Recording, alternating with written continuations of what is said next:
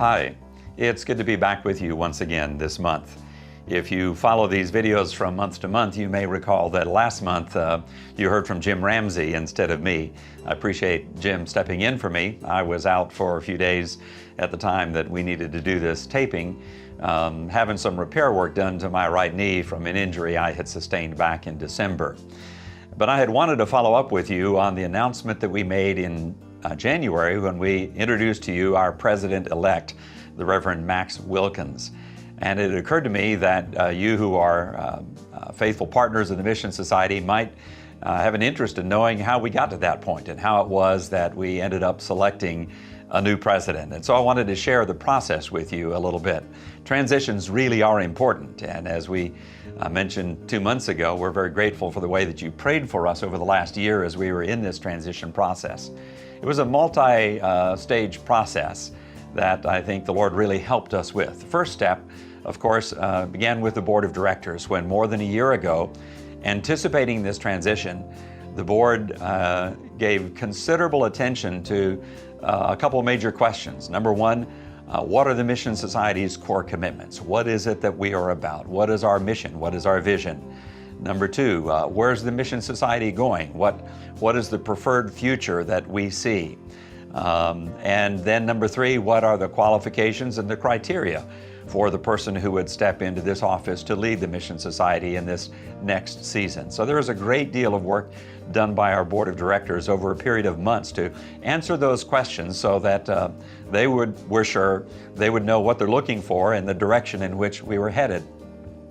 At that point, the process became really interesting because on the one hand, we were very careful, we wanted to be careful to preserve the right of the Board of Directors to select the president of the organization, and at the same time to be very attentive to the fact that there's a much wider community that has a very personal interest in this whole process.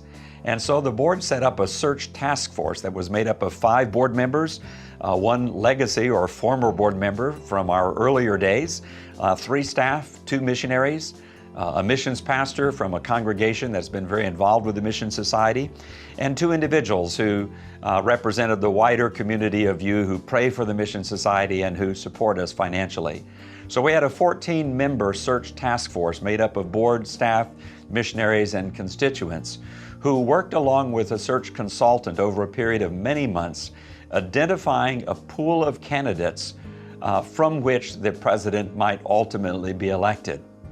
That pool was whittled down to finally 6 people who were interviewed over a period of 3 days by that search task force back in November.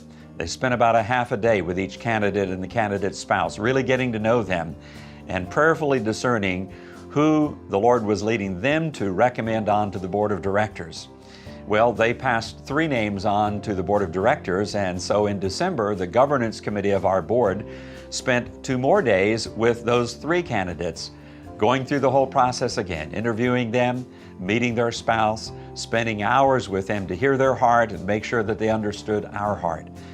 And so it was a very long and thoughtful process. At the end of those interviews, the governance committee made a recommendation to the board of 1 person, and that was Max Wilkins. And so in early January, as you've already learned, the board met, received the recommendation of the governance committee, and affirmed their recommendation and elected Max to be our new president. I shared with you briefly how excited I am about Max stepping into this role. He's been a dear friend of mine for a number of years. It was about 10 years ago that I had the privilege of beginning to work with the family church. At that time, I was a part of our church ministry department and worked with a lot of congregations, coaching them in mission. So it was my privilege to work with Max and the leaders of his church in Gainesville for about 1.5 years as they were really gearing up their program of global mission, becoming very focused and very strategic. Several years later, of course, as you've already learned, Max joined the board of the Mission Society. And so he comes to us as a bit of an outsider insider. He's not been a part of the staff. He's not been an employee of the Mission Society in the past. He's really, in some respects, a product of the work that we've done in churches, in that we worked with his congregation for several years, a decade ago. But then, because of his association with our board, There was a part of Max that was a bit of an insider who really understood the Mission Society well. He already knew our vision. He was deeply committed to our mission. In fact, several years ago when we first asked Max to come on the board, he asked a question of our board chair. He said, "I want to know this. Are you really committed to the stated mission of the Mission Society?" He said, "If you're not, then I'm not interested in being on your board. But if the mission that you've stated is your mission, really is what you're about, then I would love to be a part of the board." Well, of course, our answer was yes. Max came on the board, and here we are 3 years later, looking forward to his joining the staff this spring and becoming president of the Mission Society in June. So that's just a bit of the backstory to the process. I think it was a terrific process. It allowed us to hear from the wider community, and at the same time reserved to those who God has appointed as our leaders to be the ones who actually made the decision regarding the president. I said at the beginning that transitions are really important, and they are. We've tried to be as faithful, as diligent, as discerning as we could possibly be in carrying out our part of the transition. And of course, there's more to come on our end right now as we're working with Max, preparing him for joining the team this spring, and my preparing to leave the staff of the Mission Society. But I just want to say to you, my dear friends, that you also have a very important part. I often ask you to pray for us, and never with more urgency than today have I invited your diligent intercession on behalf of the Mission Society. I hope that you'll pray for us as an organization. I hope that you'll be praying for Max and Dee Dee as they prepare to come, that God would be fully equipping them and readying them for the task that will be theirs in this next season. Beyond your prayers, let me be very honest with you. We need your partnership. We need your financial assistance.